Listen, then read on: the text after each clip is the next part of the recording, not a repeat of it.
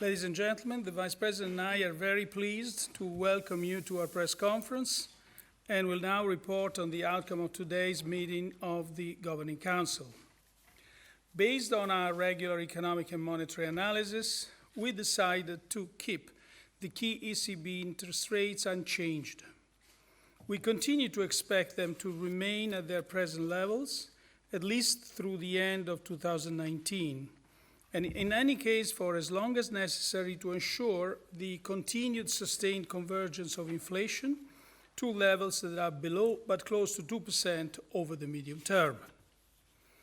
We intend to continue reinvesting in full the principal payments from maturing securities purchased under the Asset Purchase Program for an extended period of time, past the date when we start raising the key ECB interest rates, and in any case, for as long as necessary to maintain favorable liquidity conditions and an ample degree of monetary accommodation. The Governing Council stands ready to adjust all of its instruments as appropriate to ensure that inflation continues to move towards the Governing Council's inflation aim in a sustained manner. Details on the precise terms of the new series of targeted longer-term refinancing operations will be communicated at one of our forthcoming meetings. In particular, the pricing of the new TLTRO III operations will take into account a thorough assessment of the bank-based transmission channel of monetary policy, as well as further developments in the economic outlook.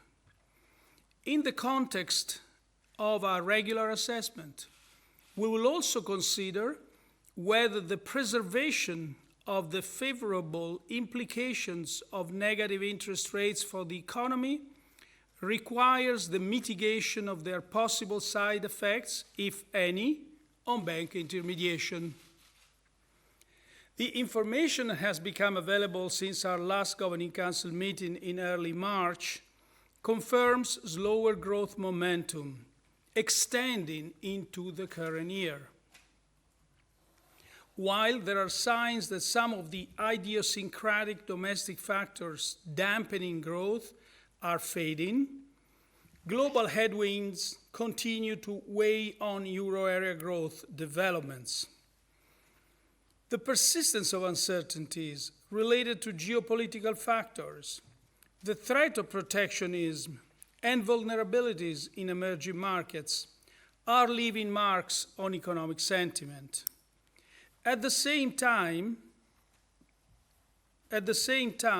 further employment gains and rising wages continue to underpin the resilience of the domestic economy and gradually rising inflation pressures.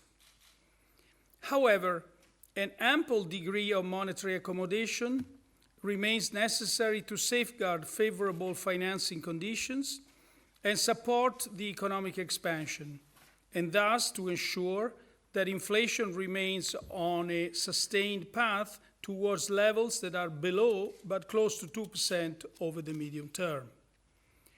Significant monetary policy stimulus is being provided by our forward guidance on the key ECB interest rates, reinforced by the reinvestments of the sizable stock of acquired assets and the new series of TLTROs. Let me now explain our assessment in greater detail, starting with the economic analysis. Euro area real GDP rose by 0.2% quarter-on-quarter in the fourth quarter of 2018, following an increase of 0.1% in the third quarter.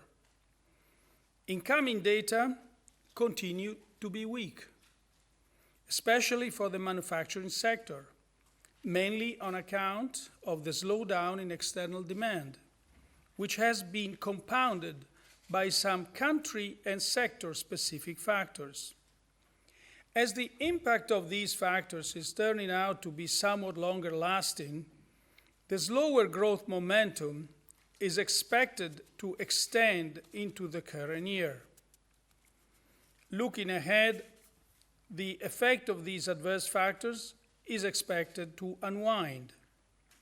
The euro area expansion will continue to be supported by favorable financing conditions, further employment gains, and rising wages, and the ongoing, albeit somewhat slower, expansion in global activity.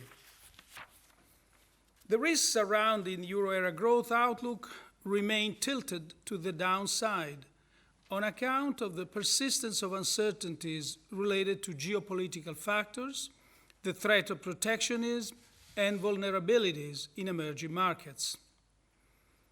According to Eurostat's flash estimate, euro area annual HICP inflation was 1.4% in March 2019, after 1.5% in February, reflecting mainly a decline in food, services, and non-energy industrial goods price inflation.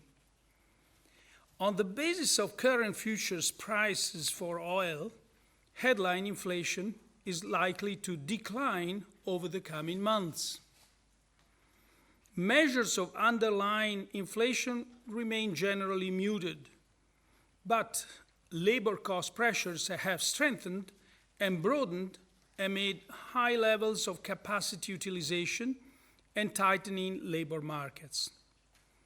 Looking ahead, underlying inflation is expected to increase over the medium term, supported by our monetary policy measures, the ongoing economic expansion, and rising wage growth. Turning to the monetary analysis, broad money M3 growth increased to 4.3% in February from 3.8% in January. Looking through some volatility in monthly flows, M3 growth continues to be backed by bank credit creation, notwithstanding a recent moderation in credit dynamics. The narrow monetary aggregate M1 remained the main contributor to broad money growth. The annual growth rate of loans to non-financial corporations rebounded to 3.7% in February from 3.4% in January, reflecting mainly a base effect. Looking through short-term volatility, the annual growth rate of loans to non-financial corporations has moderated in recent months, reflecting the typical lagged reaction to the slowdown in economic growth. At the same time, the annual growth rate of loans to households remained broadly unchanged at 3.3% in February. The Euro Area Bank Lending Survey for the first quarter 2019 suggests that overall bank lending conditions remained favorable. Our monetary policy measures, including the new series of TLTROs that we announced in March, will help to safeguard favorable bank lending conditions and will continue to support access to financing, in particular for small and medium-sized enterprises. To sum up, a cross-check of the outcome of the economic analysis with signals coming from the monetary analysis confirmed that an ample degree of monetary accommodation is still necessary for the continued sustained convergence of inflation to levels that are below but close to 2% over the medium term. In order to reap the full benefits from our monetary policy measures, other policy areas must contribute more decisively to raising the longer-term growth potential and reducing vulnerabilities. The implementation of structural reforms in euro area countries needs to be substantially stepped up to increase resilience, reduce structural unemployment, and boost euro area productivity and growth potential. Regarding fiscal policies, the mildly expansionary euro area fiscal stance and the operation of automatic stabilizers are providing support to economic activity. At the same time, countries where government debt is high need to continue rebuilding fiscal buffers. All countries should reinforce their efforts to achieve a more growth-friendly composition of public finances. Likewise, the transparent and consistent implementation of the European Union's fiscal and economic governance framework over time and across countries remains essential to bolster the resilience of the euro area economy. Improving the functioning of the Economic and Monetary Union remains a priority. The Governing Council welcomes the ongoing work and urges further specific and decisive steps to complete the Banking Union and the Capital Markets Union. We are now at your disposal for questions. Mr. Skolimowski. Piotr Skolimowski, Bloomberg News. Mr. President, one question. First of all, you mentioned that in the context of regular assessment, you will consider whether the preservation of favorable implications requires mitigation of possible side effects on bank intermediation from, I understand, from negative rates. You made comments to similar effect at the Watchers Conference recently, and it sparked a lot of speculation that you might be on the cusp of introducing a tiering system. So I would like to know from you whether that's something that's on the menu, that's something that you are considering. That's my first question. And the second is, you also mentioned that we'll get the pricing of TLTROs in the forthcoming meetings. We saw the bank lending survey yesterday. In your assessment, in terms of the loan growth and loan demand, does it give any indication for the conditions that could underpin the incentive scheme for the next TLTROs? Thank you. Well, I would say to the second question, I would answer it's too early. It's just too early. So if you read the statement I just gave. We in a sense give the Governing Council gives the criteria upon which this assessment, both the TLTRO 2, TLTRO 3, and the mitigation of possible side effects would take place, the conditions under which the analysis would be carried out. And it's two conditions. We'll take into account a thorough assessment of the bank-based transmission channel monetary policy, as well as further developments in the economic outlook. So we are looking at that, both things, and right now it's too early to decide about both. I would say the Governing Council was pretty, we didn't vote, so it's not unanimous or anything, but it was just consensus on the need for further analysis on both issues. And that is, in a sense, includes the first question, because this language echoes what I did say in the ECB Watcher speech. And that's it. We've got to look at that. Ms. Jones? And the way we look is well specified here. We look at the functioning of the financial intermediation channel, as I said, the assessment of the bank-based transmission channel of monetary policy, as well as further developments in the economic outlook. So we have to see how the economic outlook will turn out between now and the next monetary policy meeting. Claire Jones. I'm sorry, where, by the way, where also we'll be having the new projections. Thank you. Claire Jones, Financial Times. There seems to have been, over recent months, quite a marked deterioration in the 5-year on 5-year inflation swap rate that suggests markets are becoming more concerned about your ability to hit the inflation target. In the past, the fall in this measure was a trigger for the expansion of QE, the beginning and the expansion of the QE program. So how concerned are you about this time around, and how would you intend to react if this fall continues? And the second topic, we've had some remarks from the US president yesterday saying that he's going to impose tariffs on some European goods. To what extent are you concerned by these remarks, and does it represent a serious risk to the Eurozone economy if this comes about and there's an intensification of the trade relations between Europe and the US? Thank you. Now, your first question points out to the continued deterioration of inflation expectations over the last several months.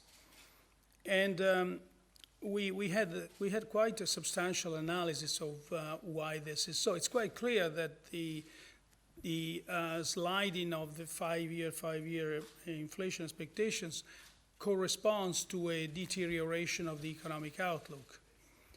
It's also quite clear that as the economic outlook, especially the economic activity, slows down, also we markets expect lesser of a pressure in the labor market. But we haven't seen that yet. So we have underlying strength in the economy, and so we analyzed why this is so. The answer is that the expectations inflation expectations have deteriorated predominantly because of risk premium, or negative risk premium. And which is a big difference with 2016. You may remember that in the early part of 2016, we had a similar deterioration in inflation expectations, but it was different. At that time, it was not so much because of risk premium, but it was a real danger of the anchoring.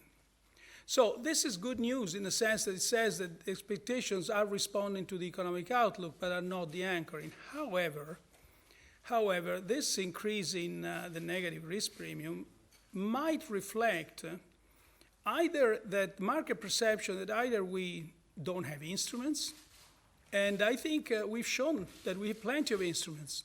If anything, the market reaction to my ECB watcher speech last time shows that we have plenty of instruments. And of course, that market reaction demonstrated that markets have fully understood our reaction function. Now, the second possibility is that we may well, the markets may think that the Governing Council would tolerate low inflation, too low inflation, without being the anchor, but low. Now, let me just dispel any such impression. Of course, we remain fully committed to return inflation to 2% without undue delay. But also, let me also point out another aspect of this. Our inflation aim doesn't imply a ceiling at 2%.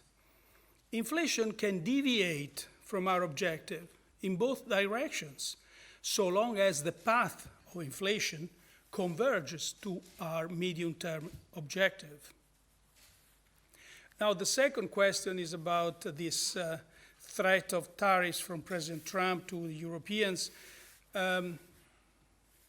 Of course, we listed the threat of protectionism as one of the potential factors dampening growth in the euro area and elsewhere in the world, as a matter of fact. So this is not different from this viewpoint.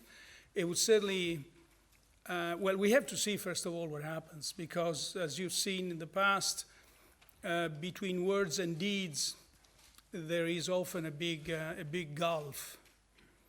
But certainly, even the fact that these threats are being vented with some frequency is certainly undermine general confidence, and there is no question about the fact that one of the reasons for the general weakness in the Eurozone, I believe also elsewhere in the world, is due to the confidence weakening that has come from various threats, various vulnerabilities, a combination of effects, but certainly also from these threats of further protectionist measures.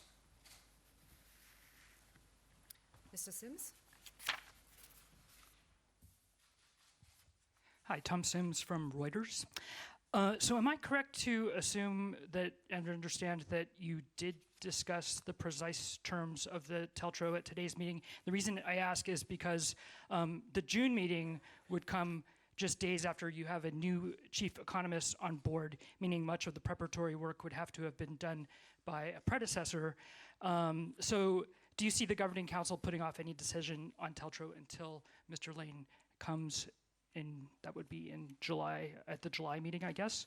And a second question on the tiered rate deposit issue. Did you discuss the merits of this at today's meeting, and might we see this on the agenda of the Governing Council during your tenure? Thank you. I mean, we certainly welcome Philip Lane. Is a great addition to our team, but it's not that we actually put in our calendar our decision making depending on who's going to be on board or not. So let me just separate the two things. You asked me whether we discussed the TLTRO deal. No, we didn't. And I said this in the beginning. We will discuss it on. It does say will be details on the precise terms of new series of targeted long-term refinancing operations will be communicated at one of our forthcoming meetings. So the pricing of new TLTROs will take into account, and I gave the two criteria before, but we haven't discussed that today. On the second question, no, either.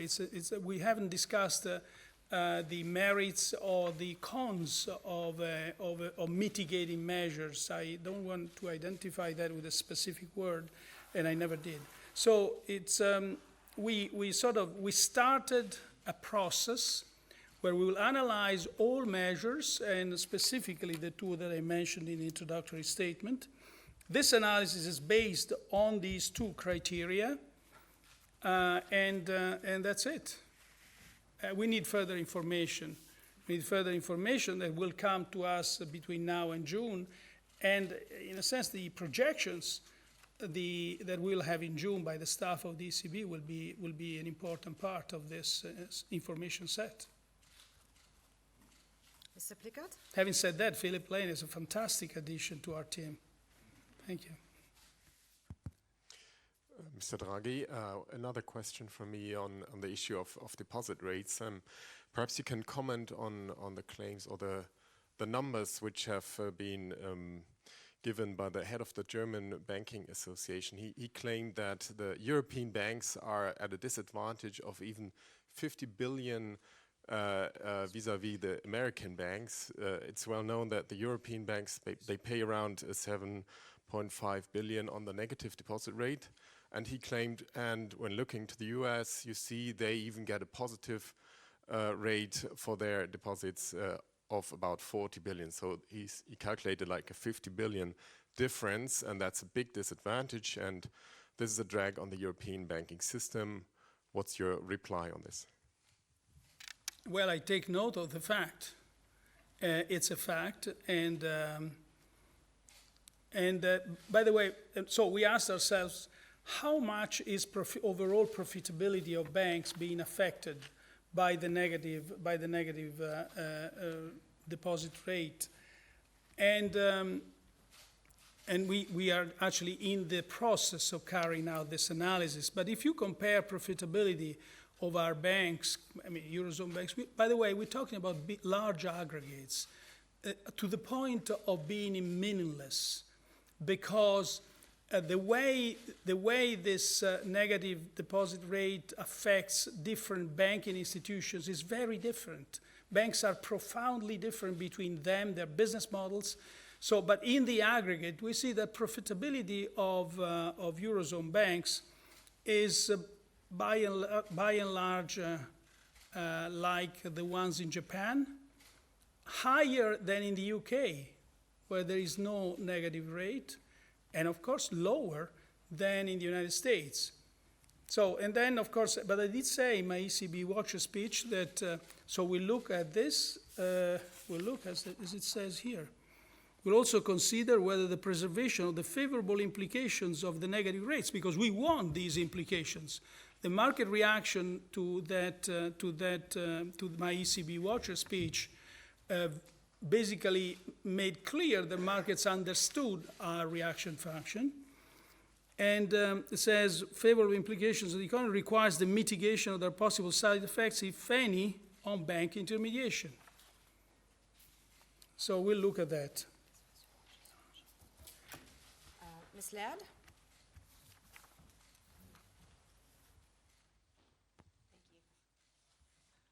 Laurie Laird, MT Newswires. Mr. Draghi, your forward guidance has been very clear, but it hasn't had any conditions. You've never articulated any conditions that would imply a change in that forward guidance. Can you give us any clarification on that, please, particularly on the downside? And also, have there been any discussions, even in a theoretical sense, about whether, if there's a resumption of QE, could equities or would equities have to be part of that program, given the limits on bond buying? Well, really, the second question, we haven't discussed that. What the Governing Council did today was to assess the outlook, which is a weakening picture of weakening growth, to reiterate confidence in the convergence of the inflation path based on a series of factors, and then reiterate the readiness to use all the possible and necessary, all the instruments that are necessary to cope with the contingencies that come ahead. And this was, I would say, unanimous. And this deliberation to use all the instruments, it was not the time. I did say something at the beginning. This time is not the right time to say, to be sort of, I don't like this instrument, or I'd rather prefer another one. We are not yet there.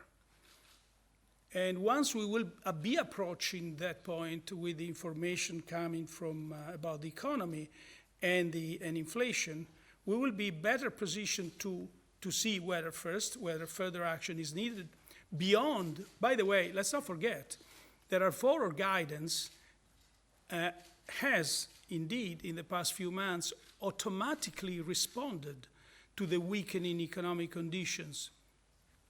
And let's not forget also that this forward guidance is chained with the horizon over which we'll carry out the repurchases of the bonds.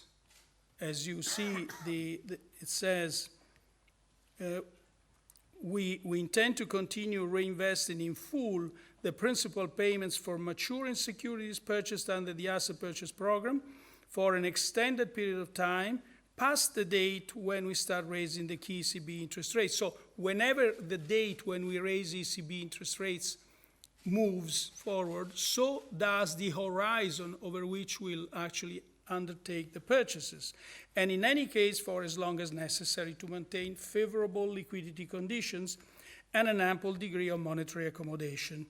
So you see that in the existing toolbox, in the existing and enacting toolbox, we already have optionality to extend the existing instruments. But with the statement today, the Governing Council also said that it's plainly open to use all instruments that would be required by the needed contingency as we gather further and further information. Ms. Weisbach?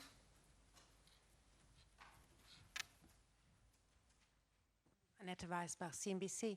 I have a question. In the minutes, or the minutes actually, are suggesting that some Governing Council members were not really happy to adjust the forward guidance on rates according to what the market thinks. And some analysts call it backward guidance. You can't be happy with that. So could we get an update on the rates forward guidance as soon as June? And the second question... Sorry, what is the question? The question is that the minutes, the minutes... The accounts. They are suggesting that... That's okay. You are forgiven for this. Don't worry, I will learn it. They are suggesting that some members of the Governing Council are not happy to align the forward guidance on rates with what the market expectations are, so to extend it further in the future. My question is, they call it backward guidance, which can't be what you would like them to think. So do you think it's realistic to assume that we get some more of an alignment in the forward guidance on rates as soon as June, or perhaps in the forthcoming meetings?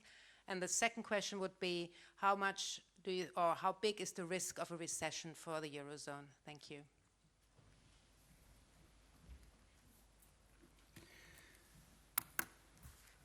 as you've probably seen, you must have seen from the accounts, there were other members that actually wished much more extended forward guidance. So this is part of natural discussions we have. And again, like for the other instruments that we briefly mentioned before, we didn't discuss this. It was not, in a sense, that if I have to characterize this meeting, it was not an operational meeting. It was more of a meeting that would characterize the stance of the Governing Council towards further action. In other words, people are acknowledging, Governing Council members are acknowledging the weakening of the cycle, the weakening of the economy, the fact that this weakening will extend into the rest of the year, the weakening of inflation. In fact, I just said that the inflation will probably bottom in September. They acknowledge the sliding of inflation expectations.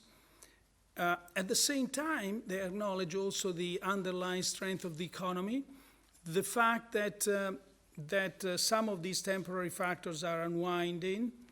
And so it was just it was a meeting where the main goal of which was to reassert the readiness to act if the contingencies would warrant so. And again, as we move towards June, where the new projections will be available, we'll be gathering more and more information. Oh, the estimated probabilities of a recession remain low. Again, there is a difference with 2016, and so that's what we see now. It's still a relatively low probability. You may remember, no, I don't think you would, but in my ECB Watcher speech, I gave a number of, I think there have been 56 soft patches in the last 50 years of the Eurozone, and only 4 recessions. So for what it's worth, really, because that's historical evidence looking at the past. But overall, probabilities of a recession, also implied financial probabilities of a recession, remain on the low side, and certainly less than the same probabilities would look like in past recessions. In other words, in the previous episodes of recession, we would have seen much higher probability of an oncoming recession than what we see today. But as I said, the Governing Council stands ready to adjust all of its instruments as appropriate in that if that contingency were to materialize. Bufacchi? Isabella Bufacchi, Sole 24 Ore. Mr. President, I have 2 questions. One question is on the mitigation of side effects of negative rates, if any. Are you comfortable with the markets that might read into this, whether there is any measure, a signal on forward guidance, in the sense that if there are less side effects for banks, then negative interest rates might stay for longer? And so are you comfortable with the market maybe be reading into it too much? And on the fact that you are looking at 2 measures on banks, one on tiered system for deposits on negative rates, and the other on TLTROs, does this indicate somehow that there is a risk that the excess liquidity is somehow trapped into the national banking systems, and that there is not enough cross-border lending, and that because these 2 measures are good for some banks in one case and for some other banks in another case? Thank you. Well, let's start with the second question. Clearly, we would wish to have much more cross-border lending than we have, but this is also a part of the ongoing discussion on creating on finishing with the banking union and creating a capital markets union. It doesn't come out naturally. However, what we are observing is that in some countries where credit growth is especially significant, part of this growth can be explained by the participation of banks, especially large banks, to syndicated loans that actually get used in other parts other than their countries where these banks are established. So we see some cross-border lending. And in relation to the TLTRO, no, I don't think the liquidity gets necessarily trapped in the countries. Now, the other question was whether one would associate the presence of mitigating measures with the lengthening of the period during which interest rates remain negative or not. I don't know. I have the sense that you are right, that markets perceive this way. I don't know what to say, really, because it's a fact that we had negative rates now for many years, and there were no mitigating measures. It's also a fact that the impact of negative rates, it's very different when they start and then when they've been in place for a long period of time. So we also have to assess that. And it's not necessarily, well, that's what I want to say. It's, I don't have other things to add to that. Mr. Fellis? Thank you. Tom Fellis from the Wall Street Journal. I had a follow-up question on what you were just saying. You talked about the market reaction function to your speech at the Watchers Conference. I mean, does this mean that mitigating negative rates would open the door to a rate cut? Would you be able to cut rates deeper? Because if such a system were in place, and by how much do you think? And how much would the lower bound fall? And the second question is on what you said about the 2% inflation ceiling, how 2% isn't a ceiling. Does that mean that you'd be happy to overshoot or aim to overshoot? Thanks. Well, on your second question, I will answer saying exactly the same thing. We don't tolerate too low inflation. We remain fully committed to using all necessary instruments to return inflation to 2% without undue delay. Likewise, our inflation aim doesn't imply a ceiling at 2%. Inflation can deviate from our objective in both directions, so long as the path of inflation converges towards our medium-term objective. And I believe I must have said something close to this or something to this extent a few other times in the past few years. On the other question is this. I mean, many of your questions could be captured by the following question. If you are to introduce mitigating measures for banks, for the side effects of negative interest rates on banks' profitability, would this imply low rates for longer or lower negative rates?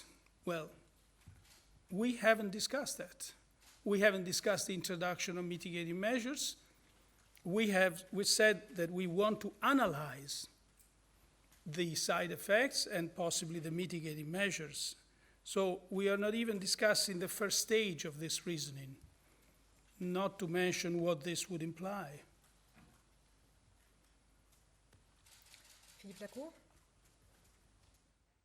Jean-Philippe Lacour, Agence France Presse. Oh, yes. Let me just restate one thing, that the market reaction to the ECB Watcher speech, whether it was linked to this part or to another part, showed that markets understand our reaction function.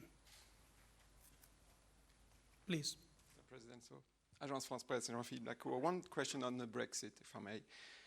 Since there are signs in favor of a longer Brexit today, if so European Council decide this direction, could you maybe cautiously say something or welcome this possible solution? And I want to remind you, sub-question to this, what you said here in January is that the Brexit thing will not affect the EU economy that much. Would you state the same thing today? That is my question to Brexit. And the second one is more on the European elections coming in the end of May. With possibility of nationalism or populist parties rising. So it is the capacity or ability of the ECB or the national central banks to intervene somewhat in the debate and promote the idea of Europe, which is embodied in Euro. So in the coming weeks. Thank you. Thank you. Answering the second question first. Central banks usually don't intervene in the political debate. Central banks can, on occasion, and especially the ECB, can certainly defend the European framework and point out to the ways to improve on it, to complete on it, to remedy to the weaknesses that the recent experience and not so recent have shown. But I don't think central bankers would be right to intervene in a political debate, either in the European context or in a national context. I think I gave two speeches of recent, one in Bologna and the other one in Pisa, both focusing on the one in Bologna especially focusing on the fact that in this globalized world where challenges are global, we got to be together to be truly sovereign, to be truly masters of our own destinies. Because on our own, we would have no way to cope with these global challenges. And we have, the evidence is in front of our eyes every day. And in Pisa, the speech was more oriented to explain why the euro has been a very positive experience, and at the same time, to identify the weaknesses of the present situation and what we should do to make sure that the benefits of the euro and Europe in general are distributed to everybody. On the Brexit thing, I think the consequences of a Brexit are different, whether it's a hard, disorderly Brexit, or whether it's a properly managed and with an adequate transition period. So for me, again, 2 days, whatever, before the vote, they're having vote every day. So, but just it would not be right to anticipate one thing or another. What is clear, however, is that the whole discussion on Brexit, which has lasted now many years, really, is part and parcel of the overall uncertainty that is hanging over our continent, and I think is hanging over the UK as well. It's probably unavoidable of any very important political discussion, but that's a fact for our economies. Also, to be looked with attention on the real implications of the Brexit on the real economy. As I've said many times, in the aggregate, if you take the aggregate numbers, you don't see. You wouldn't expect much of an impact given the relative size of the two entities.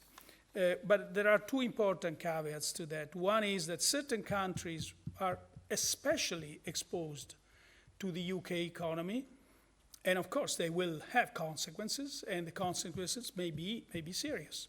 And their serious consequences are bound to reverberate on the rest of the continent. The second caution is that the value chains are very extensive, and the ramifications of value chains are also quite broad. If we are to reach a point where these value chains, which is not at all to be taken for granted, by the way, but if we are to reach a point where these value chains were to be broken, then we can have lots of local and possibly serious effects. But again, I'm still hopeful. Ms. Wackett? Julia Wackett, Börsenzeitung. I have a question regarding your home country, Italy, because yesterday they cut again the growth forecasts, and a lot of economists are very worried about Italy, that in the next recession, Italy will face serious troubles because they will probably have to save and don't have the fiscal capacity to counteract in a recession. So how worried are you about Italy? And also, again, about the decision from yesterday to appoint Yves Mersch as for the supervisory mechanism. Is there already who will replace Yves Mersch in his position at the ECB? So will Ms. Lautenschläger take over Yves Mersch's role? Or yeah, thank you. Thank you. The data on the Italian economy didn't come as a surprise. There had been already downgrades in the forecast, in the growth forecast for Italy and for the rest of the Eurozone, as a matter of fact. And so, from this viewpoint, it's not a surprise. It's quite clear that the priority there is to restore growth and employment. And Italy knows how to do it. It's very important that these priorities are being pursued without causing an increase in interest rates, because increases in interest rates are contractionary. So I think it's in simple words, that should be the aim of economic policy now, there. On your second point is, yes, Mr. Mersch has been appointed by the Governing Council, Vice Chair of the SSM. It's again another great addition to the SSM team, and the Governing Council was pleased by that choice. So we have now a different, you asked me about who's what? Who's doing? Oh, the portfolios. Mr. Mersch will remain responsible for legal, and the distribution of portfolios will be given, I think, immediately after the press conference on our website. But I can anticipate that some of the rest of Mr. Mersch's portfolios and some of Mr. Curré's portfolio will go to Ms. Lautenschläger. So it's a rearrangement, different combinations. Thank you. Mr. Heitman? Luke Heighton, Market News. Mr. Draghi, Olli Rehn has called for a re-examination of the monetary policy framework, something the Fed is already doing. Would price level targeting be one possible measure the ECB could adopt? My second question was, according to the account, rather than the minutes of last month's monetary policy meeting, it was highlighted that growth might not be mean reverting, as typically assumed in projections. Do you think this reinforces the need for such a re-evaluation? Reinforces what? Reinforces the need for such a re-evaluation, as suggested by Mr. Rehn. You're asking me a very difficult question, which has not been addressed by the Council, and we have to see exactly what it means, where it's driving, whether it's justified or not. So we have to see. It's just one statement. But having said that, I mean, the Fed is embarking in a revisitation of the monetary policy framework, and again, we have to see what's going to come out of that. These are not processes that can be discussed in one or two meetings. So it may take several months. Mr. Ewing? Jack Ewing, New York Times. Mr. Draghi, you mentioned a couple of minutes ago the benefits of cross-border banking. As you know, there's a discussion about a big banking consolidation here in Frankfurt. I'm sure you don't want to speak about specific banks, but as a general principle, Would it perhaps be more beneficial for banks to be looking for mergers across border rather than creating bigger domestic banks? And a related question, I wonder if you can tell us anything about what role the ECB as banking supervisor might play when there's a major banking consolidation in terms of oversight. For example, would you be seeking, perhaps require banks to raise more capital or even try to block a merger if you thought it was unwise? I wonder if you can tell us generally what the ECB's approach will be. Thank you. Thank you. I mean, the role of a supervisor, second question, the role of a supervisor when witnessing mergers is one where you want to make sure that the transaction is successful. And to be successful means that that not only pleases the shareholders, but actually it creates an entity which is strong and capable of coping with the various challenges. I think that's the role of the supervisor is not necessarily one where it wants to address or the agents towards a certain direction, but it just unless the direction they've chosen is leading to a suboptimal outcome. The first question was about cross-border lending, cross-border mergers. I don't think there is a clear preference to, I don't think that's my own view. There isn't a clear preference towards having one or the other.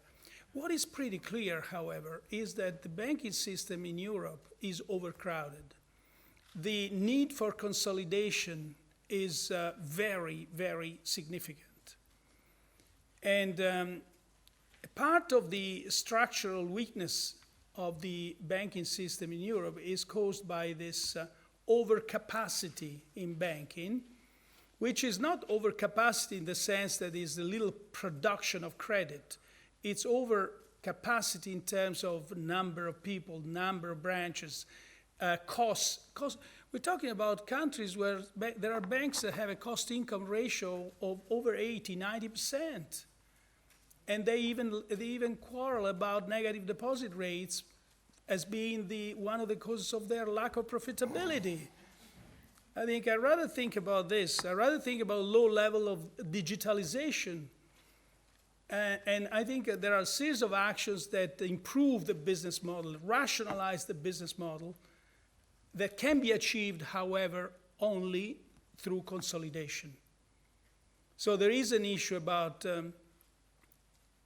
there is a relationship between scale and the capacity to undertake the investments that are needed to improve technology and be competitive, especially in certain business models. I wouldn't argue that all business models are like that, but certainly in some of them, this is the situation.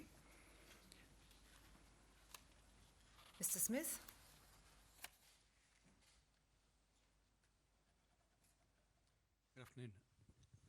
Good afternoon. Jeffrey Smith from investing.com.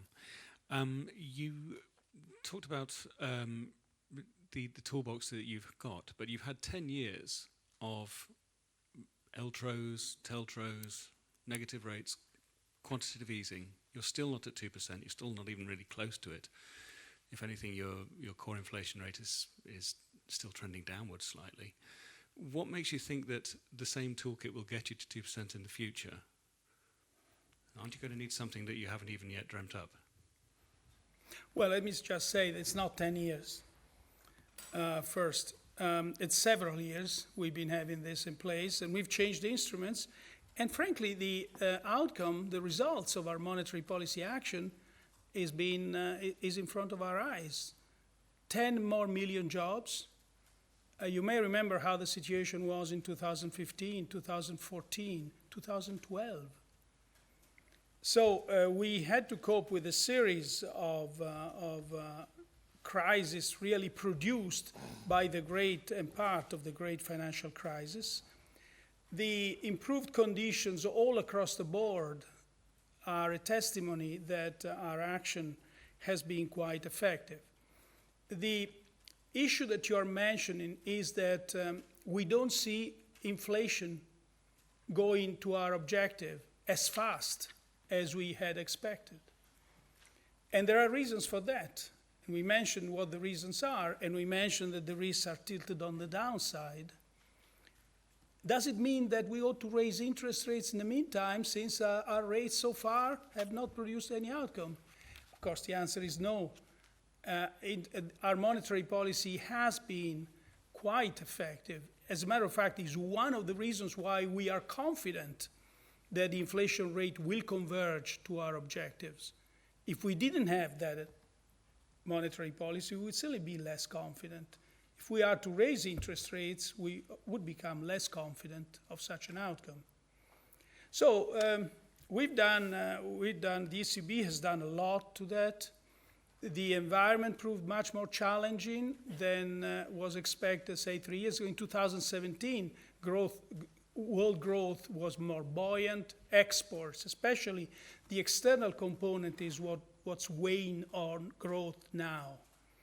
And that is not going to be lost. Actually, we see signs of stabilization. So that's the way I would answer your point. The final question today to Mr. Fiedler from Galileo. Hello, my name is Matthias Fiedler from ProSieben Galileo. How does the ECB's financial policy affect on my life, on the life of our viewers? Well, I think what the outcome of our discussions this basically determines how cheap is, or how expensive is, to borrow money. And nowadays interest rates are very low, which means that borrowing is cheap, which means that you can borrow money to buy a house or a car or other consumption goods more easily. Same thing for companies. Companies, they can borrow more easily to buy machines, equipment. This means that they will create jobs. And in due time, this means, and we are seeing it, that wages will go up. And when wages are actually going up, and going up finally, and well-deservedly in all countries, but of course especially in Germany. And this in due time will produce also a price increase, and prices will go up. That's what we do. That's what we look at. Thank you.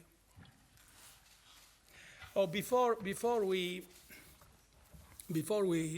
say each other goodbye, I wish to acknowledge the one thing.